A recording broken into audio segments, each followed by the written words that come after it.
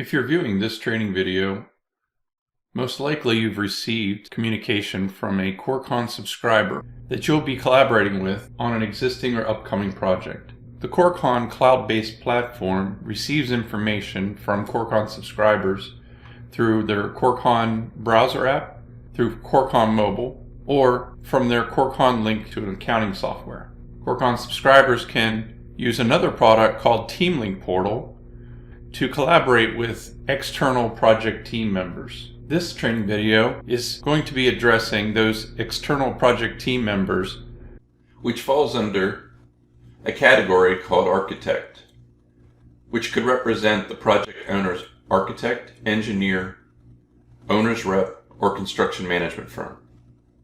As a TeamLink user, you can access your TeamLink portal from any web browser. TeamLink portal is designed so that you can keep up to date with what's happening at the project and the progress they're making. It also provides the opportunity to respond to or even approve some record and transaction types. Before we get into any details, let's go over a few of these TeamLink portal roles and how they're defined. There are three primary TeamLink portal roles: owner, architect, and vendor. These are simply a security role that the Corecon subscriber has granted to your company in relation to a project. The owner TeamLink portal role is an external TeamLink user, such as the project owner, customer, or client of the Corecon subscriber.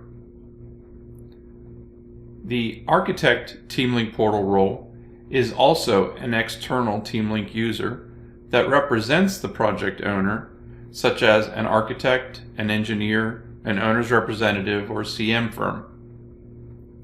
The vendor TeamLink portal role, also an external TeamLink user that collaborates with Corecon subscribers. These could include suppliers, vendors, or subcontractors. In this training video, we're going to specifically address the architect TeamLink portal role. There are a few additional terms that relate to these three security roles. These specifically address one portion of Corecon software under their correspondence module, and more specifically, RFIs and submittals. Those three roles include the originator, respondent, and coordinator. The originator is usually a vendor, supplier, or subcontractor. They're usually the ones requesting information, or the coordinator is requesting information from them to provide documentation. The respondent is usually the project owner, customer, client, or their representatives, such as the architect, engineer, owner's rep, or CM firm. Respondents provide information, documents, responses, or the approval requested by the originator and coordinator. The coordinator is usually the Corecon subscriber. This role mediates the correspondence between the subscriber's company and the originator, and the subscriber's company and you as the respondent. As the architect, engineer, owner's rep, or CM firm for a project owner, you've probably received an email similar to this one. This is an invite to log into the TeamLink portal as a collaborative tool and provides you the login information. If you've never logged in before, you'll receive the URL, a username, and a temporary password. Once you've logged in, we encourage you to promptly update that temporary password. If you've logged in the past, you'll get an email with this notation as said previously. Remember that these Corecon TeamLink portal invites will allow you to access any of the projects that you're associated with for this particular Corecon subscriber. In this case, it's Peter Jacobson at BMG Architects and Engineering. When you click here, you'll get a screen that looks like this. This is your TeamLink portal projects view. You may only see one project on your list, but if you're working with this Corecon subscriber on multiple projects, those will also show. Let's go over some basic navigation. The Projects view from the main menu is a list of projects. Each of the project numbers is a hyperlink to more details and the ability to drill down. There is an icon at the top right, which will allow you to log out. Each of the projects has a map with a push pin and the current weather on site. Next, we'll go back to the main menu and switch to the Alerts menu. The Alerts menu, in this case, items requiring your attention, is a way of accessing anything that's open with a due date that is waiting on your reply or response. Each of the subjects is a hyperlink to drill down to the detail. You also have a filter called No Past Due Alerts. Next, back to the main menu, we'll go to Your Profile. There's some information that you can change at this point. Mainly, if you're just logging into the TeamLink portal for the first time, you're going to want to change your password to something easier to remember.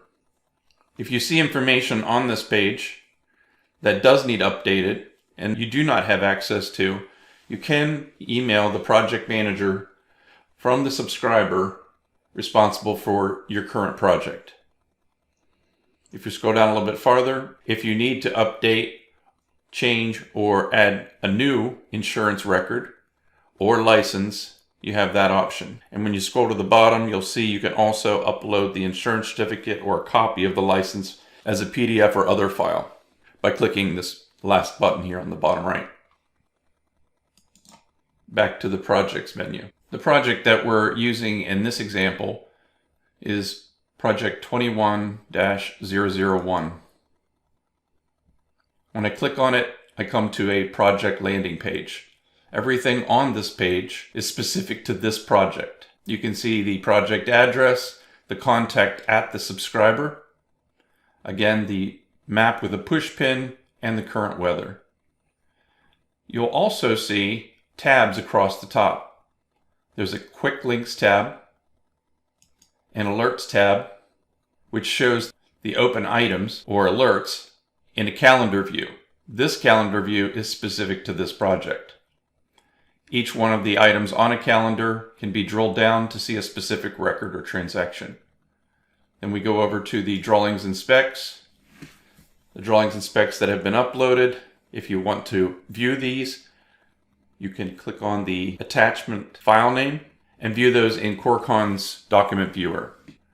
The same is true for specifications. If you want to drill down and see that, click on the specifications file name. Back to the project tabs. Next item is open items. At the moment, there's not a lot of information here, but as new records or transaction types are added that you're granted access to and are referenced on, those will appear here. We're looking at items in the correspondence module. You can also click View All Open Items, which would include all projects. Back to Quick Links. You have a filter that can be applied to the records. Each record type has a count of records. That number is also a drill down. Let's go to the prime contracts and click on the record count to the right of that, and then we'll drill down on that prime contract by clicking on the contract number. Since you've been granted access to the prime contract and you're also referenced on the prime contract, you'll be able to see the information available to the project owner, customer, or client,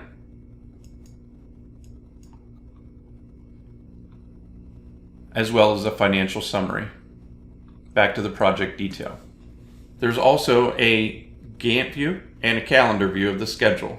If there's more than one schedule, you can select from the list. Let's take a look at the Gantt view. You have the ability to filter tasks, to alter the view. As the Corecon subscriber updates the schedule, it will also update in Corecon's TeamLink portal, and you'll also get a notification that changes were made. Back to the project detail. If you see a record type with a plus sign to the right of it, that means you have the option to initiate a new record. In this case, journals, RFIs, and submittals. There are separate training videos specific to the TeamLink portal and using the RFIs and submittals. So we're going to take a look at an issue. If we open the detail and the issue number, in this case there's only one, and we scroll down, we can see that the Corecon subscriber, or general contractor in this case, is asking for a work directive because of changes made to the temporary construction entrance. If you scroll down, you can also see the project owner has agreed and that you need to issue a work directive.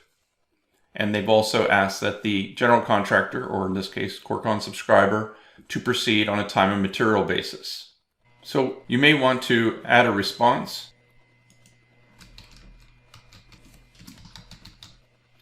and click Save. If you scroll down under the related files, you may also want to attach a copy or just drop a file into that little rectangle so that they have the work order as well. That will be sent back through Corecon's TeamLink portal to the Corecon subscriber. Then we'll go back to the issue list. It's been updated and says that you've responded. Back to the project detail. If you need additional assistance not found in this or the subsequent videos, take a look at the PM contact in your project and use the project manager's email. You alternatively can email techsupport@corecon.com for additional help.